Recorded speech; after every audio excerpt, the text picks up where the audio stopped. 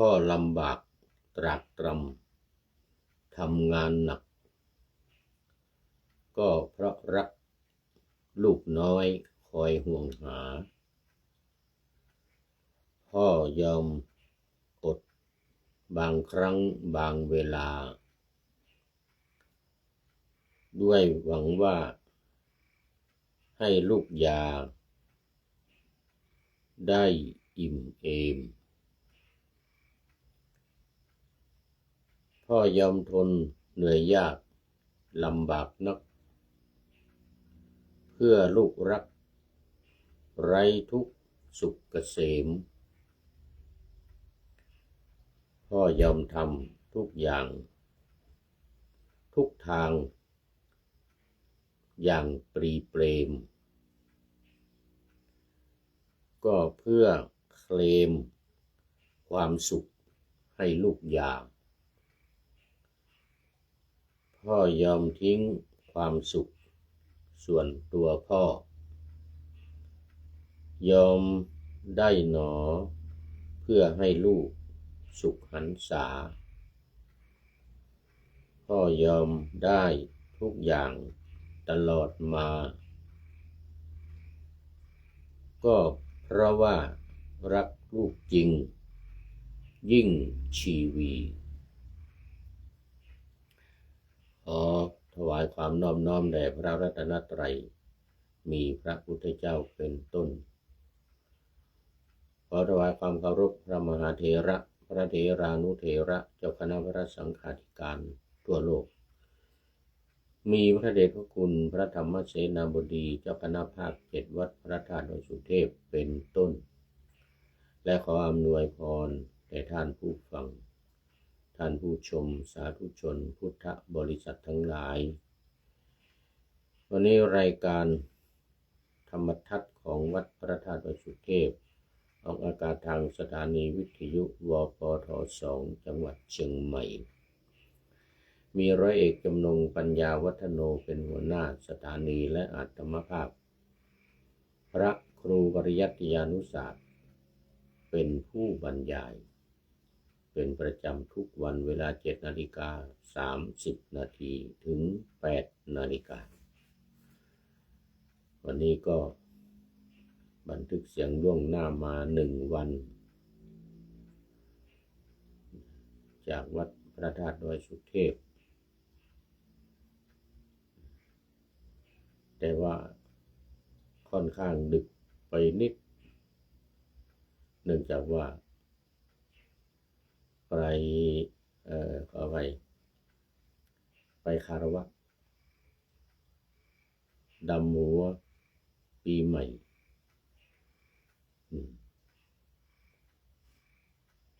ไปต่างจังหวัดด้วยวันนี้ทั้งเชียงใหม่แล้วก็ลำพูนกลับมาก็ดึกมาอาบน้ำเตรียมตัวอะไร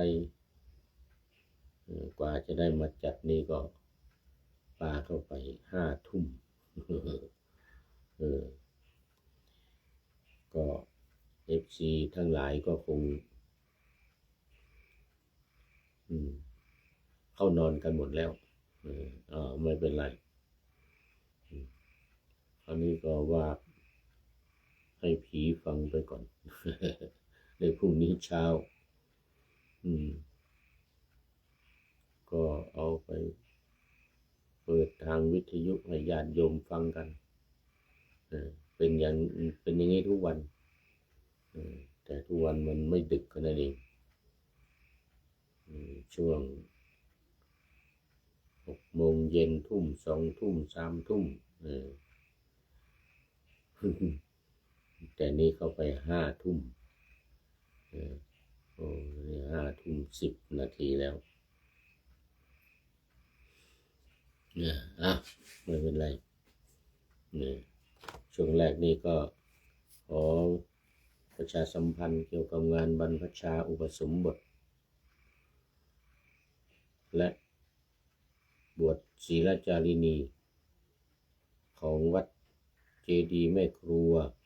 ตำบลหนองหานอำเภอสันทรายจังหวัดเชียงใหม่ เหมือนเดิมดังที่ได้ประชาสัมพันธ์มาแล้วหลายวันซึ่งงานก็ได้เริ่มไปแล้วตั้งแต่วันที่25 เมษายนแล้วก็จะดำเนินไปจนถึงวันที่4 พฤษภาคมเป็นเวลา9 วัน9 คืนสำหรับตอนนี้ก็ขอประชาสัมพันธ์ให้กับญาติโยมทุกท่านที่จะร่วมเป็นเจ้าภาพถวายอุปถัมภ์บำรุงโครงการตามเจตนาศรัทธาท่านพระครูวชิระคุณาทานก็ได้ฝากประชาสัมพันธ์มาสำหรับญาติโยมที่จะร่วมทำบุญก็ขอเชิญติดต่อเข้าไปที่หมายเลขโทรศัพท์0841775221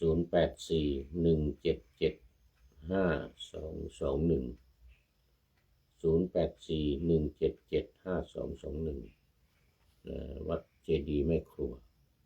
หรือจะโอนจตุปัจจัยเข้าไปในบัญชีธนาคารกรุงไทยชื่อบัญชีศูนย์ศึกษาพระพุทธศาสนาวัดเจดีย์แม่ครัวหมายเลขบัญชี3750182272 3750182272ตามอัธยาศัยตามเจตนาศรัทธากำลังทรัพย์กำลังศรัทธากัน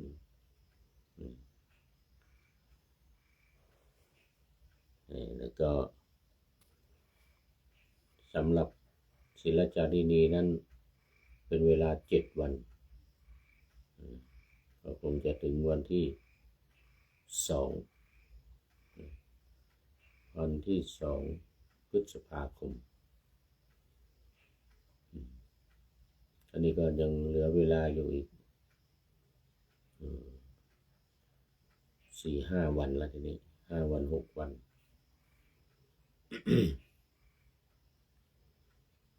แล้วก็ขออนุโมทนาตามเจตนาศรัทธาเอาละตอนนี้ก็เข้ามาสู่เนื้อหาของธรรมะในวันนี้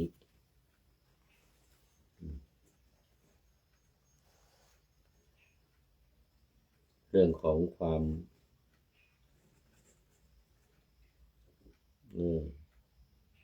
กตัญญูเลี้ยงดูมารดาบิดากตัญญูรู้คุณแต่มันจะกลับกันหน่อยตรงนี้ไม่รู้คุณดังคาถาที่องค์สมเด็จพระสัมมาสัมพุทธเจ้าได้ตรัสไว้ว่าข้าพเจ้าจักเพลิดเพลินด้วยบุตรที่เกิดแล้วเหล่าใดและปรารถนาความเจริญแก่บุตรเหล่าใดบุตรเหล่านั้นถูกพัญญายุยงย่อมรุกรานข้าพเจ้าเหมือนสุนัขรุกรานสุกรฉะนั้นได้ยินว่าบุตรเหล่านั้นเป็นอสัตตบุรุษเลวทรามเรียกข้าพเจ้าว่าพ่อพวกเขาคือรากศพมาแล้วโดยรูปเพียงดังบุตรย่อมทอดทิ้งข้าพเจ้าผู้ถึงความ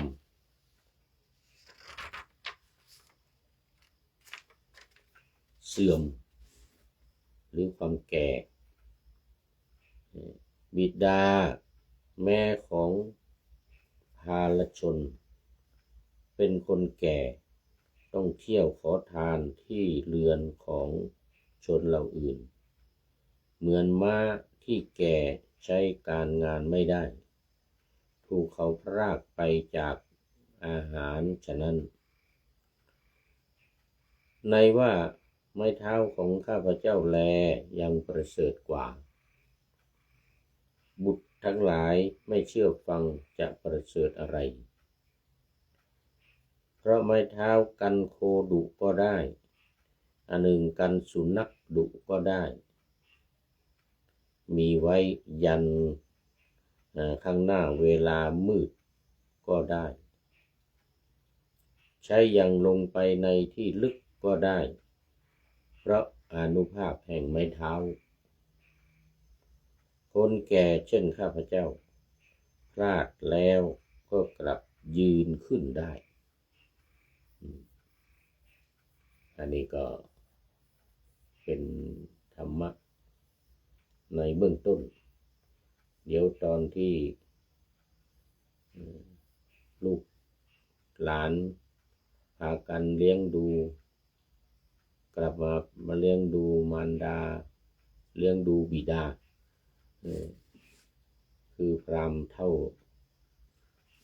ผู้แก่นี้แล้วพระองค์ก็จะตรัสพระธรรมเทศนาอีกในตอนสุดท้ายตอนที่ลูกเต้าหลานเล่นทั้งหลายกตัญญูต่อ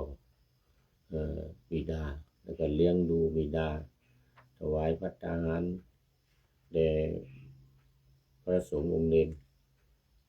มีพระพุทธเจ้าเป็นประธานก็จึงแสดงธรรมอีกคาถาหนึ่งในช่วงนี้เรามาดูเนื้อหาแต่ค่อนข้างยาวหน่อยวันนี้อาจจะไม่จบโอ้ตอนนี้ขอต้อนรับวัดป่าเนรมิตโอ้ท่านอาจารย์ครู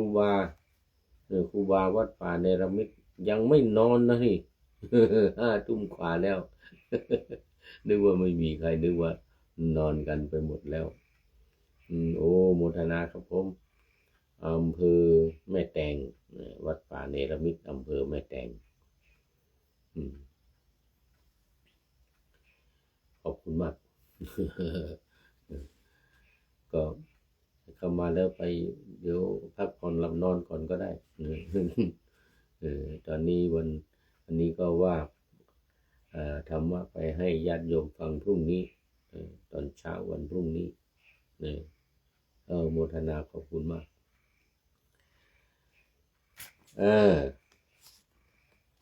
มาดูเนื้อหาของเนื้อหาของเรื่องนี้ก็คือเรื่องบุตรของพราหมณ์เฒ่า บุตรของพราหมณ์เฒ่าพระพุทธองค์สมัยที่ประทับอยู่ในกรุงสาวัตถีวัดเชตวันทรงปรารภพวกบุตรของพราหมณ์เฒ่าคนใดคนหนึ่งตรัสพระธรรมเทศนานี้ว่าธนะปาลโกเป็นต้นเดี๋ยวเราก็มาดูเนื้อหาของคาถาในภายหลังเรื่องของเรื่องมันก็คือว่าพราหมณ์คนหนึ่งในกรุงสาวัตถีเนี่ยมีสมบัติประมาณ800,000ทำอาวาหามงคลแก่บุตร4 คนผู้เจริญวัยแล้วได้ให้ทรัพย์400,000ต่อมาได้ให้ทรัพย์คนละแสน400,000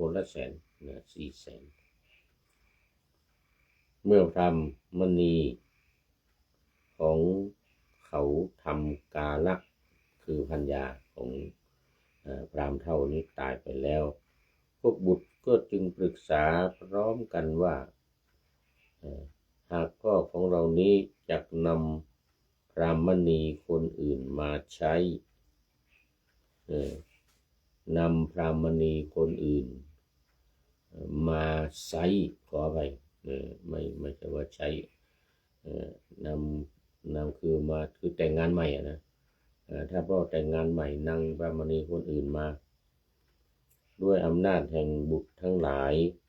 ที่เกิดในท้องของนางตระกูลก็จะทำลายเอาเถิดพวกเราช่วยกันสงเคราะห์ท่าน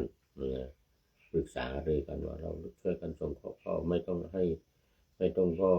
งให้พ่อแต่งงานใหม่ไม่ต้องให้พ่อเอานางพรหมณีคนอื่นมาเกิดลูกเกิดลูกเกิดหลานเกิดลูกขึ้นมาก็จะมาแย่งสมบัติพวกเราอีกจะทำให้พวกเราลำบากสมบัติก็จะน้อยลงไปดีไม่ดีจะไม่ได้พ่อจะให้ลูกของพัญญาคงใหม่พัญญาคงคนใหม่เสียหมดเหมือนกันนะเสร็จแล้วก็พากันบำรุงพราหมณ์เฒ่าอยู่ด้วยปัจจัยมีอาหารเครื่องนุ่งห่มเครื่องประดับอันประณีตทำกิจอันนวดฟันด้วยมือและเท้าของตนเองบีบนวดคุณพ่ออยู่ครั้นบำรุงแล้ววันหนึ่งเมื่อพราหมณ์นั้นนอนหลับกลางวันแล้วลุกขึ้นจึงนวดฟันมือและเท้าของคุณพ่อพลางพูดถึงโทษในฆราวาสต่างๆกันวิงวอนว่าพวกผมจะทนุบำรุงคุณพ่อโดยทำนองนี้จนตลอดชีพตลอดชีวิต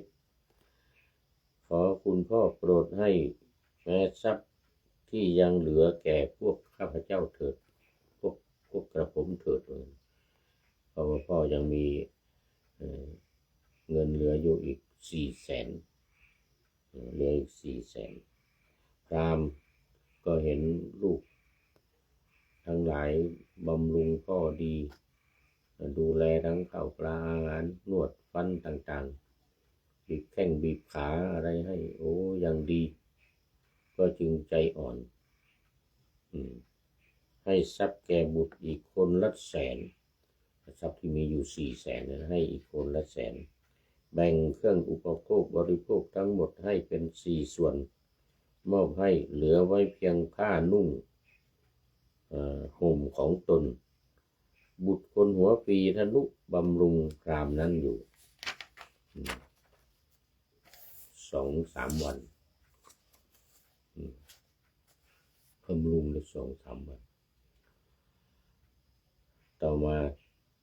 วันหนึ่งลูกสะใภ้ก็กล่าวกับพ่อผัวว่าคุณพ่อให้ทรัพย์สมบัติแก่ลูกคนอื่นๆ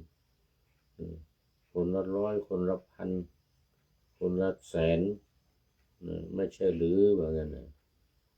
ทำไมไม่รู้จักหนทางไปหาบ้านคนอื่นๆบ้างทำไมไม่ไปอยู่ไปกินกับลูกของพ่อคนอื่นๆบ้างนี่มากินกับแต่ของสามีของฉันคนเดียวเนี่ยว่าไงพราหมณ์ก็เลยมาลูกว่าอย่างนี้ก็ไม่พอใจโกรธแล้วด่าลูกสะใภ้บอกหญิงถอยว่าไงนะต้องชิบหายด้วยว่าไงนะเราให้ทรัพย์สมบัติไปแล้วก็มาว่าเราอีกว่าไงนะเสร็จแล้วก็ไปอีกบ้านหนึ่งไปกับลูก4 คนไปอีกบ้านหนึ่ง2-3 วันลูกสะใภ้ก็ว่าอีกโกรธอีกไปอีกไปบ้านลูกสะใภ้อีกคนที่2คนที่3คนที่4เหมือนกันหมดลูกสะใภ้แต่ละคนก็ด่าว่าเสียดสีทำไมมาอยู่มากินอยู่ที่นี่อย่างเดียวอย่างนั้นอย่างนี้ก็เลยไม่รู้จะทำยังไง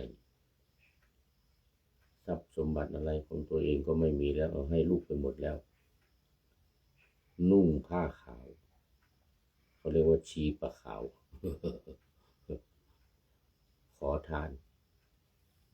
ไปขอทานตามที่ต่างๆกินไปเป็นวันเสร็จแล้ววันหนึ่งก็นึกถึงพระพุทธเจ้าเราก็ ได้ให้ทรัพย์สมบัติแก่ลูกไปหมดแล้วแต่ลูกแต่ละคนก็ไม่เลี้ยงไม่ดูก็เลยไปอยู่วัด ไปอยู่วัดคือไปหาพระผู้มีพระภาคไปขออยู่ที่วัดว่าเล่าเรื่องต่างๆให้ฟังเนี่ยว่าได้มอบทรัพย์สมบัติให้ลูกเนี่ยเหลือแต่ผ้านุ่งเนี่ยต้องเป็นขอทานอยู่เนี่ยทุกวันเนี่ยลูกไม่มีดูแลอันนี้พระพุทธเจ้า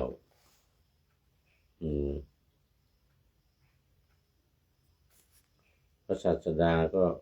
ปฏิสันถานกับพราหมณ์ผู้นั่งอยู่ณส่วนข้างหนึ่งได้ตรัสคำนี้ว่าพราหมณ์เพราะอะไรหนอแลท่านจึงเป็นผู้เศร้าหมองมีผ้าห่มอันเศร้าหมองพราหมณ์ก็กราบทูลตรงนั้นแก่พระพุทธเจ้าว่าข้าแต่พระองค์ผู้เจริญข้าพระองค์มีบุตรอยู่4 คนในโลกนี้บุตรเหล่านั้นถูกพัญญายุยงจึงขับข้าพระองค์ออกจากเรือนไปเรือนไหนก็ไม่ได้อยู่สักบ้านพระศาสดาก็ตรัสว่าพราหมณ์ถ้ากระนั้นท่านจงเรียนคาถาเหล่านี้เมื่อหมู่มหาชนประชุมกันในสภาเมื่อบุตรทั้งหลายของท่านนั่งแล้วจงกล่าวว่ากล่าวเป็นคาถาข้าพเจ้าจะเพลิดเพลินด้วยบุตรที่เกิดแล้วเหล่าใดและปรารถนาความเจริญแก่บุตรเหล่าใดเล่าบุตรเหล่านั้นถูกพัญญายุยงย่อมรุกรานข้าพเจ้าเหมือนสุนัขรุกรานหมูฉะนั้นได้ยินว่าบุตรเหล่านั้นเป็นอสัตตบุรุษเลวทรามเรียกข้าพเจ้าว่าพ่อพวกเขาคือรากสดคือยักษ์คือยักษ์หรือผีเสื้อน้ำเรียกรากสดแต่มาในรูปของบุตรมาในรูปของบุตรไม่ใช่คนดีเป็นผีเป็นเพศย่อมทอดทิ้งข้าพเจ้าพูดถึงความแก่เท่าชราเท่าชแลแก่ชราแล้วอย่างนี้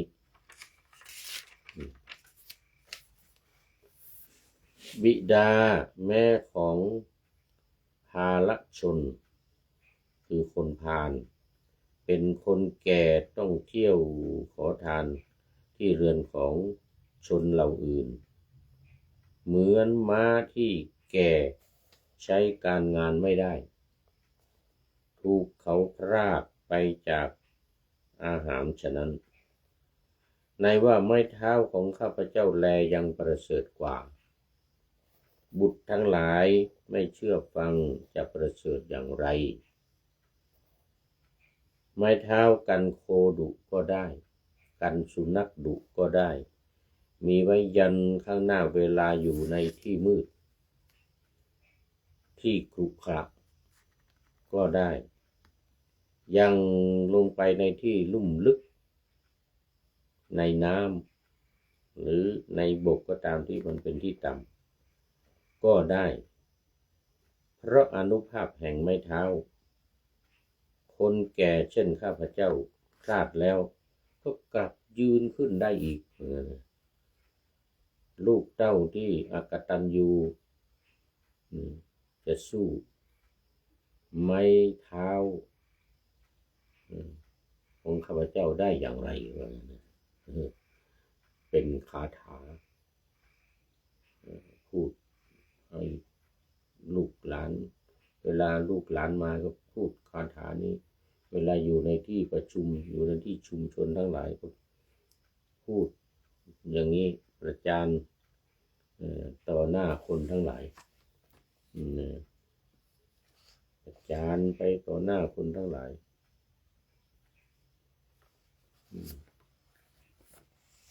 ว่าลูกไม่ดีอย่างนั้นไม่ดีอย่างนี้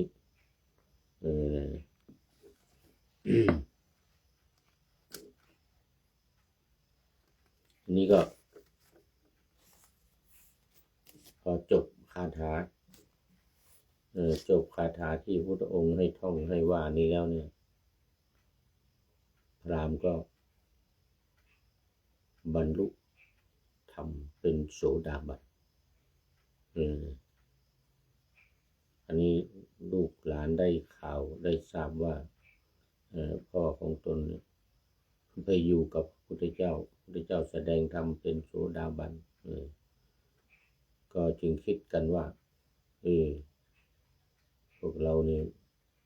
ทอดทิ้งพ่อแม่ควรจะได้ไปดูแลควรจะได้ไปดูแลพ่อแม่พ่อแม่เนี่ยตายไปแล้วแต่หมดเวลาไม่ทันวันนี้ หมดเวลาซะก่อนก็เลยต้องเอาไว้วันต่อไปทีนี้ที่ผ่านมาไม่กตัญญูไม่รู้บุญคุณของพ่อแม่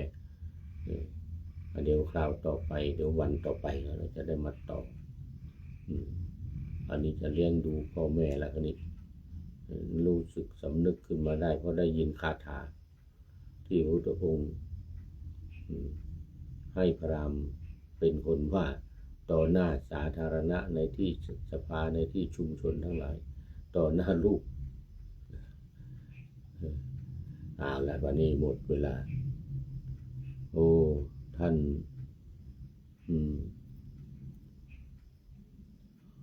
ท่านอาจารย์วัดป่าเนรมิตต้องขอไปนึกชื่อยังไม่ออก ไม่เป็นไรเป็นเข้ามาก็เป็นท่านสุดท้ายเลยวันนี้เข้ามาเป็นท่านแรกแล้วก็เป็นท่านสุดท้ายโมทนาเป็นอย่างยิ่งวันนี้ก็ได้ข้อคิดมาไว้ท้ายรายการนิดหน่อยจากสถานีธรรมจากสถานีธรรมเขียนไว้ว่าพ่อลำบากตรากตรำทำงานหนักก็เพราะรักลูกน้อยคอยห่วงหาพ่อยอมอดบางครั้งบางเวลาด้วยหวังว่าให้ลูกยาได้อิ่มเอมพ่อยอมทนเหนื่อยยากลำบากนักเพื่อลูกรักไร้ทุกข์สุขเกษมพ่อยอมทำทุกทางอย่างปรีเปรม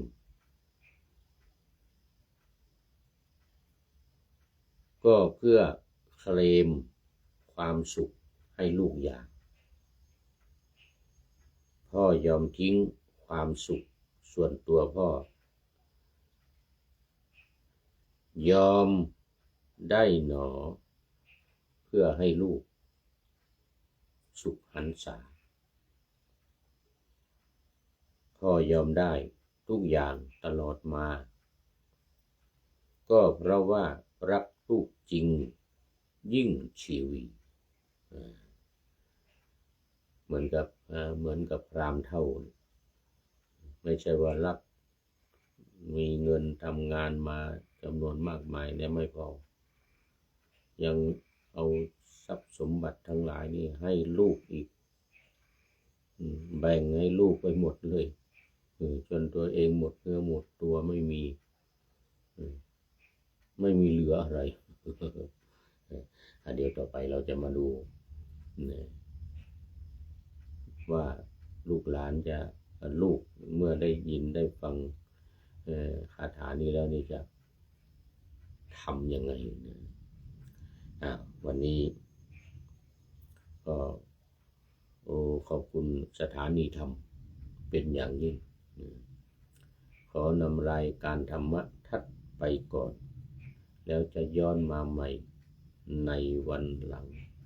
เพื่อให้ท่านทั้งหลายได้รับฟังพระธรรมเทศนาเหมือนดังเดิม